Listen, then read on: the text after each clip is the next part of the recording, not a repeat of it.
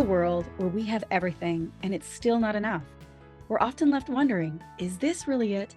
Deep inside, you know there's more to life. You're ready to leave behind the old push your way through and claim the deeper, more meaningful life that's calling you. That's what we invite you to explore with us. We're your hosts, Stephanie Allen and Maren Stephanie. And this is the Soulful Leader Podcast. Yay! Welcome to the Soulful Leader Podcast. My name is Maren and I'm here with Stephanie, and we're talking about habits today.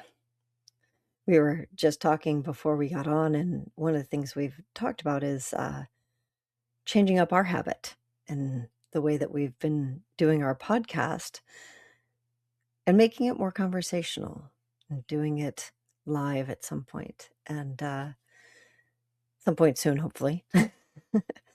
So we didn't talk as much before we jumped on. We decided to jump on and have the conversation with all of you.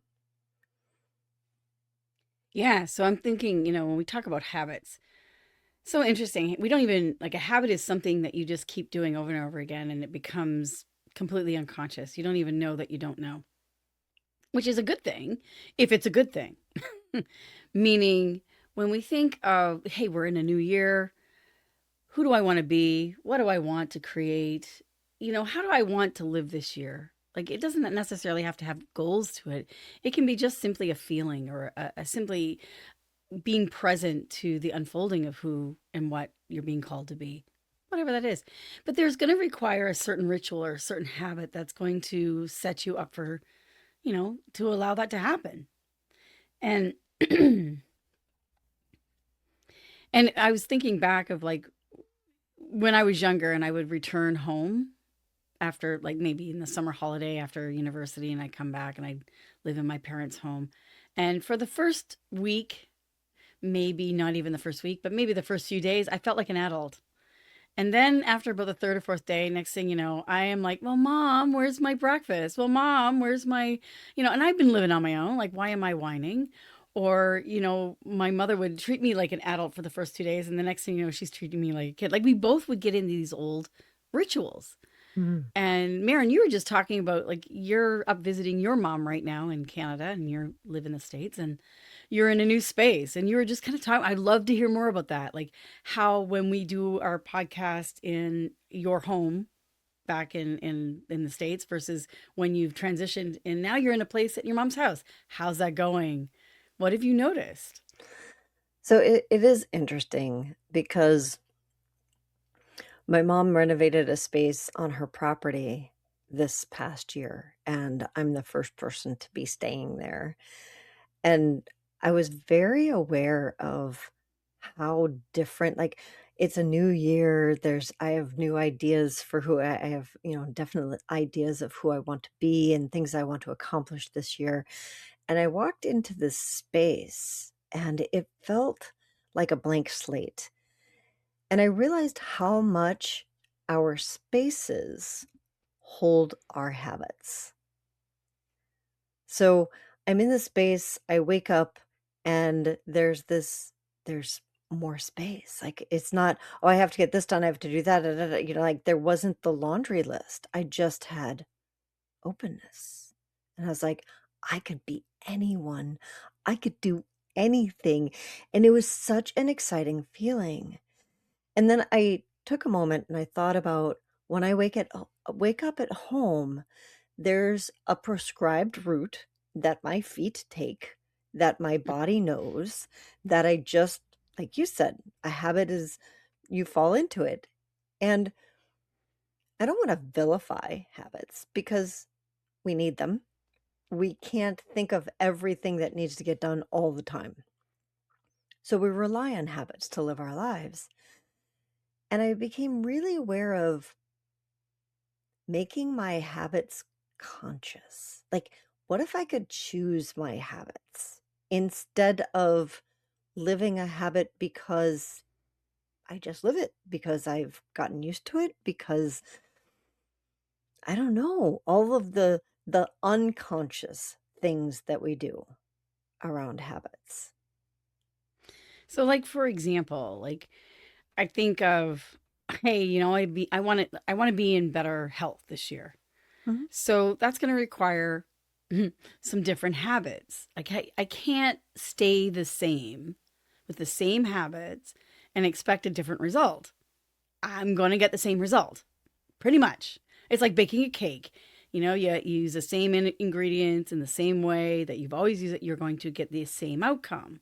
So why is it that, we don't relate that to our life? Like, why do we keep kind of efforting and striving and doing the same old habit thinking we're going to get a different result? I think What it is goes that back to about? what you were saying of it's unconscious. It gets layered so deeply, and it literally lives in our homes, in our work environments, in our cars. Like, okay, so here's an example. At home, we have a TV in my kitchen, in our kitchen. And one of the things that I've gotten into the habit of doing is when I'm cooking, I put on the TV so that I have some company in the kitchen because I'm cooking. And it's lovely until it's not, because then I oftentimes find myself hooked into whatever I'm watching and I'm done cooking, I'm done cleaning, and I'm just standing there in my kitchen watching the rest of whatever's on. And there's a little voice in the back of my head that says, "You got stuff to do, Maren. Go." I'm like, "Oh, but I'll just finish this." Mm. And so it's so layered and so ingrained. And it's interesting because I cooked last night here and there's no TV in my little space. And I didn't have any desire to turn it on because there's no TV. It's a different environment. And that's one of those things where I could choose a different habit. And every Which, time I walk into the kitchen at home, it's so ingrained in me. I just pick up the little remote and I turn it on, and there's not even a thought there. yeah, which is what you're saying. Like when you went to this place, all of a sudden you had space. Yeah. There wasn't the TV, there wasn't the habit that you had, like your footsteps had ingrained in you to do this, then do that. Then it's like, oh, I'm in a new space. I'm different. This is a different place. I can be different. Which I Yeah. think is why people often like to change jobs or change Mm. relationships or move. Or I know when I went to university, when I left home for the first time and I went to university, there was no one else that I knew going to that university at that time. So I had an opportunity to redesign Stephanie Yeah. because no one was going to hold me accountable to who I used to be. Mm-mm. I could literally change it. So when I think of like sustaining a habit, it's like that's also when we do need people so that we can say, okay, this is the habit I want. So a lot of things, example, a lot of people are giving up drinking right now in the new year, and I'm hearing it, and it's like, and if you surround yourself with other people who have also made that same commitment, or you've told someone why that's important to you and they're holding you accountable They're to that, supportive. they're supportive, they can actually hold the container for that new habit to then become a conscious and then move into the unconscious realm, that it just becomes the new you. You don't have to think about it or effort it so much. It just becomes natural. I love what you're saying because, yes, I think that it's a very powerful tool. Moving, changing jobs, getting a new car. Like, we don't realize what a powerful tool it is. And when we're unconscious about it, then oftentimes we find ways, not oftentimes, we will find ways to create the same habits to be the same person. Like you were Yeah. talking about when you went away to school and you came back, and all of a sudden now you're the same person that you were when you left. And you're like, how the frick did that happen? Yeah, I defaulted back to the old setting. It's like, Right. oop, I'm back to factory setting again. Reset. Like, wait, I already put upgrades in that. Where did those upgrades go? They disappeared. And we do that to ourselves even in a new environment because when we're in a new environment, everything is unknown and we're not comfortable in the unknown. So we want to make something familiar. So all of a sudden Mm. the new job after a year, we're having the same problems we had at the old job. We're having the same issues, we're feeling the same feelings, we're still, it's like, wait, I changed jobs because, or in a new city, or in a new relationship, right? Mhm. It's all rosy and pretty for a while, and then after the first little bit, it goes back to reset, default That's factory right, that's reset. right.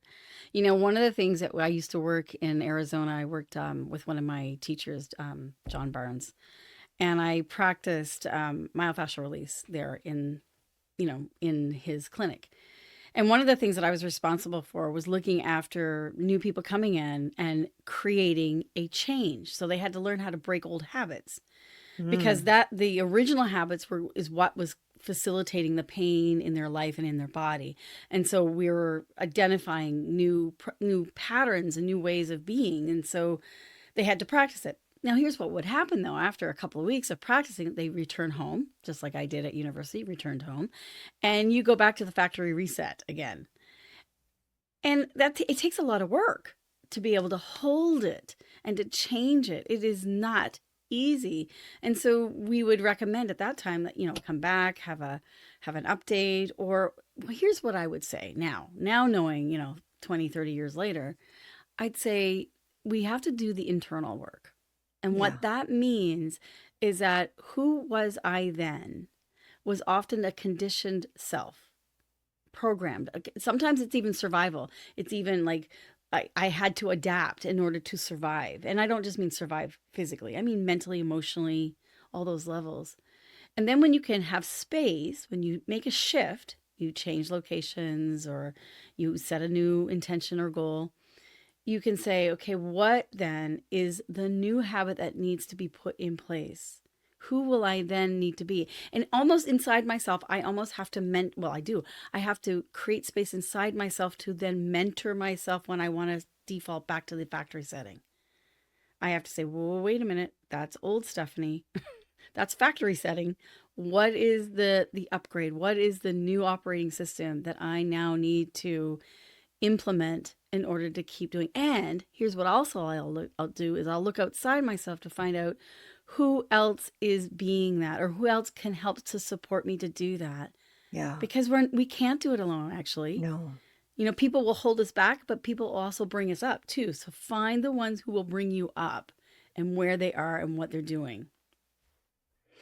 I love that you brought that up.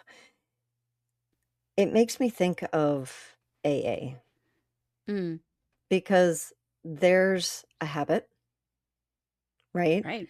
It's a habit, and it's whether it's and I'm not just talking about alcoholics, but any type of addiction comes from a habit, whether it's something that you put into place or society put into place for you.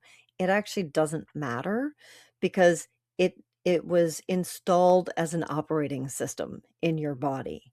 And in order to change the operating system, you actually have to like pull back the covers, look Mm, at what's installed, and then change it.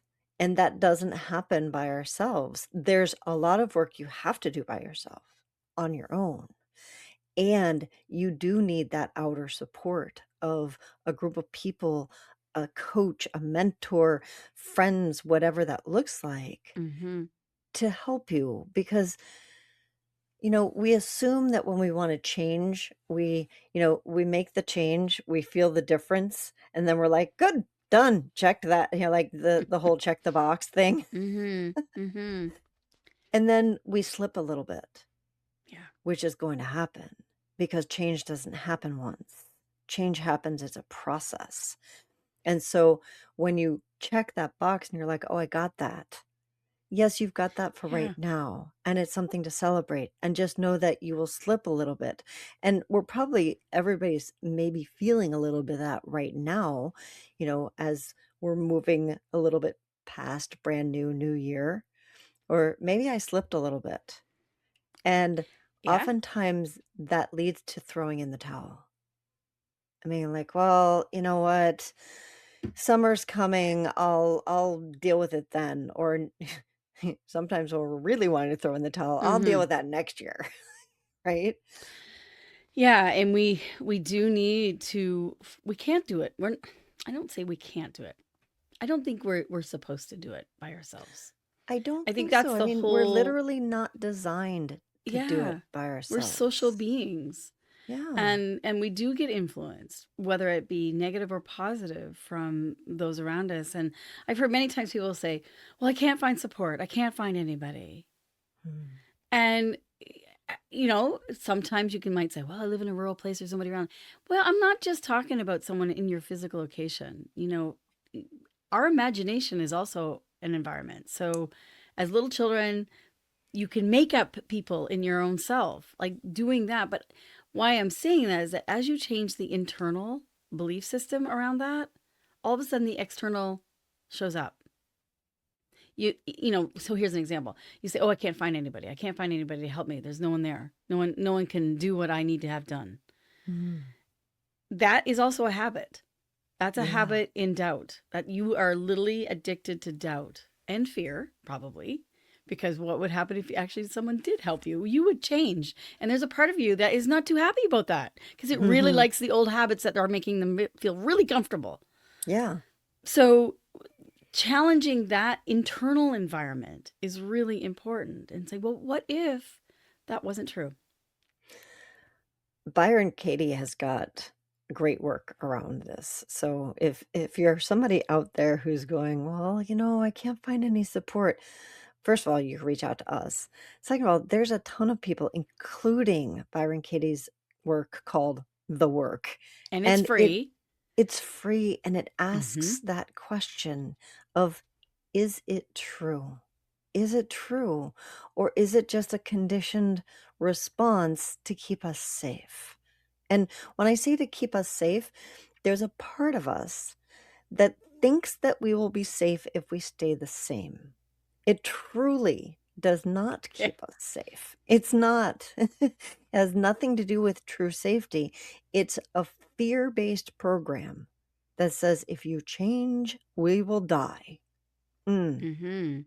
And that part of you is right, because that part of you will die. Yeah. And the rest of you will be free to choose the habits that support you and where you want to go. So there are wonderful people out there. Absolutely. So challenge everything inside yourself. Mm. Challenge those habits, the habit of doubt, the habit of fear. You know, create a new habit that would actually uplift you and inspire you. Say, like, what if I could? That is a habit of being. Someone said to me once, well, Stephanie, you're always positive. I'm like, you realize I've literally practiced making that a habit, because in my internal world, and this is still true now, in my internal world, there is still a lot of myself inside that is feeling hopeless and helpless and doubtful and fearful. But my habit is that I go in and I work with those parts so that they don't rule and ruin my life. I Mm. help them. I help be present to them. I can't ignore them, because they will literally rip out the carpet underneath my feet. So I pay attention to them. So And you maybe most challenge people, them. yeah, I and I love challenge that. them. And That's I find powerful. people who will keep me accountable, so that when I am in that hopeless and helpless and doubtful and fearful place, I can reach out and go, oh my God, I'm in a hot mess, I need some help. Can you help me up with a perspective? Yeah. And why I say that is that sometimes the part of us that is reaching out for help is a victim part, meaning it's coming from a place of doubt and fear of, like, nobody can really help me, but I'm going to ask you anyway because I'm supposed to ask you, because that's what Mm. I'm supposed to do, is ask for help, but you can't really help me anyway. And I really don't want your help, because if you tell me what I'm going to do, I'm going to hate you for it. That's not Yeah. helpful. Right. Versus saying, I'm stuck and I know I need to change. And I know there's a part of me that's really afraid of it. And can you just help me with, like, listening or providing me this space or a perspective that I'm not seeing? And then you've got to be open enough to receive it. Doesn't mean you have to believe it, but to receive it as interesting creation. One of the ways that I know for myself that I'm not listening, and that the part of me that doesn't really want help, that just wants to feel justified, but I did ask for help. Poor me, right?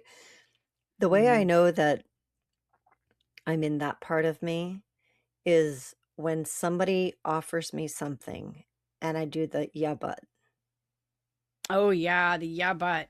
The yeah, but. Yeah, I but. have all the reasons why what they've offered me won't work. Oh, I've tried that. I've called this person. I've done like when I'm Yeah, in that. that's the little chucklehead yeah, but.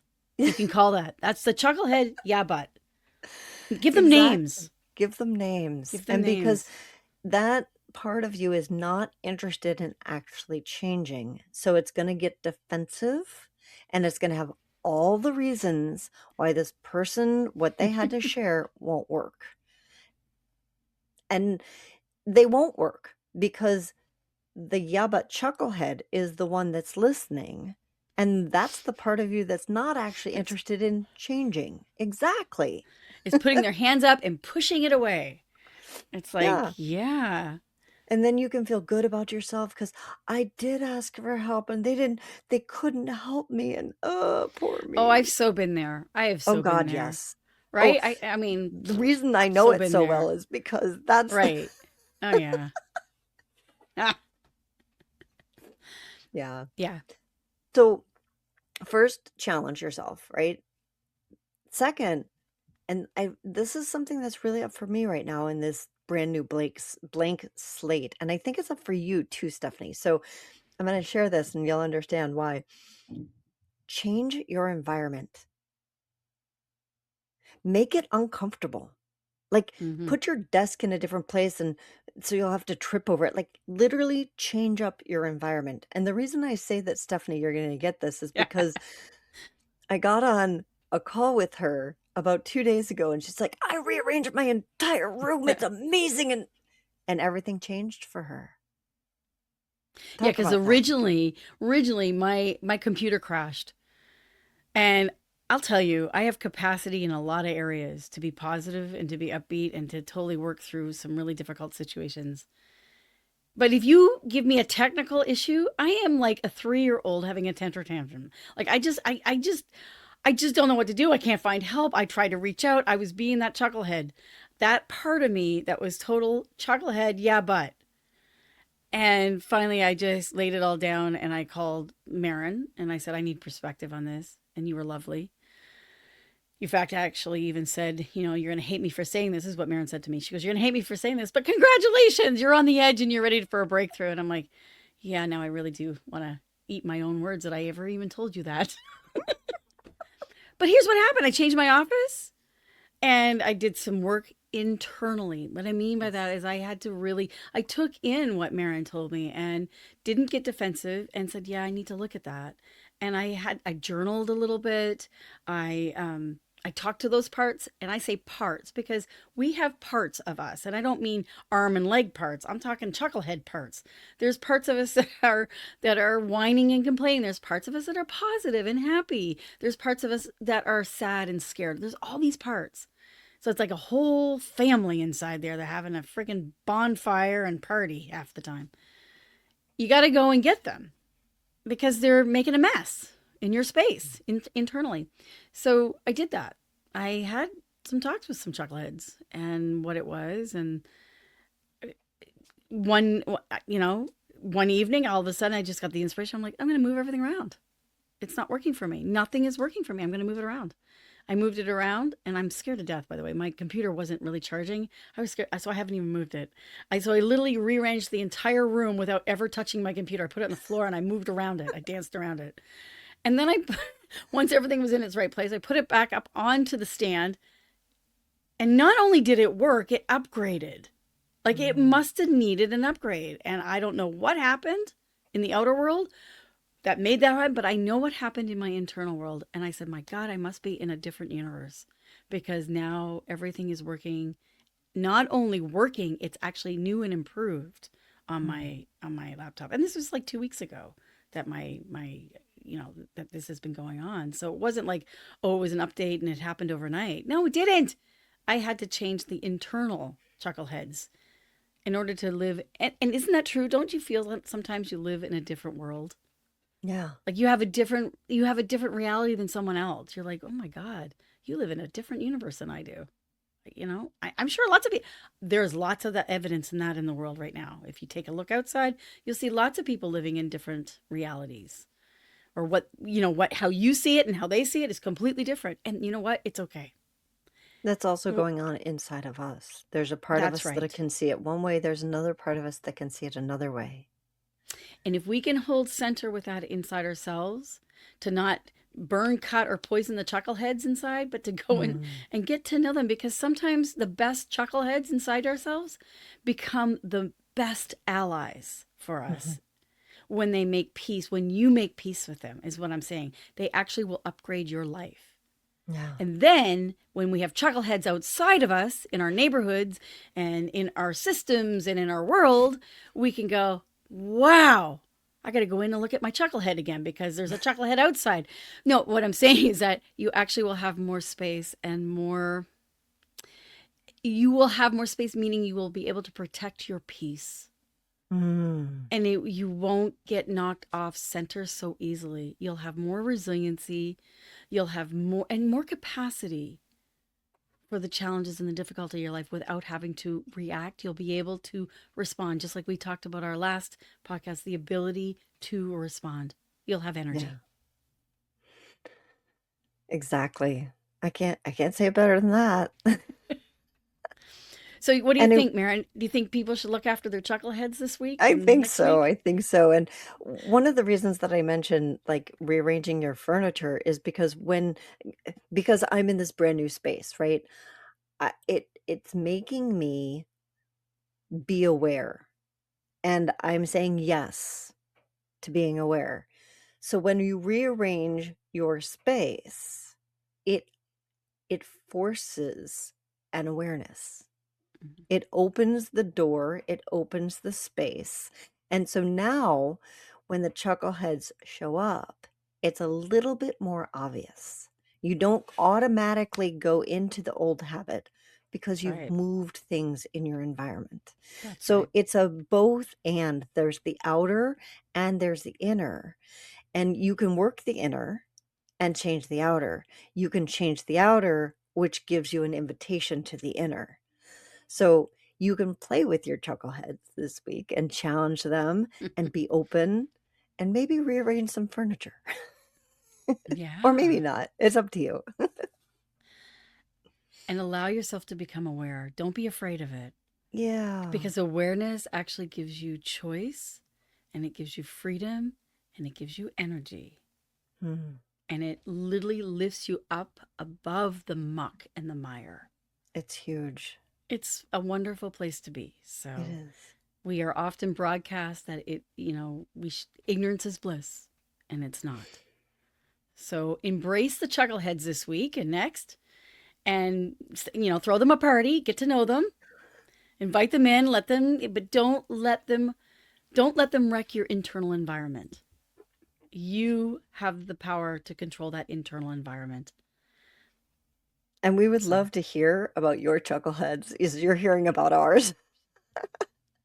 So join us at our Facebook group or in our LinkedIn group, both of them at Soulful Leaders, or leave us a note on our YouTube channel, which is also Soulful Leaders. We'll see you all in 2 weeks on the Soulful Leader podcast.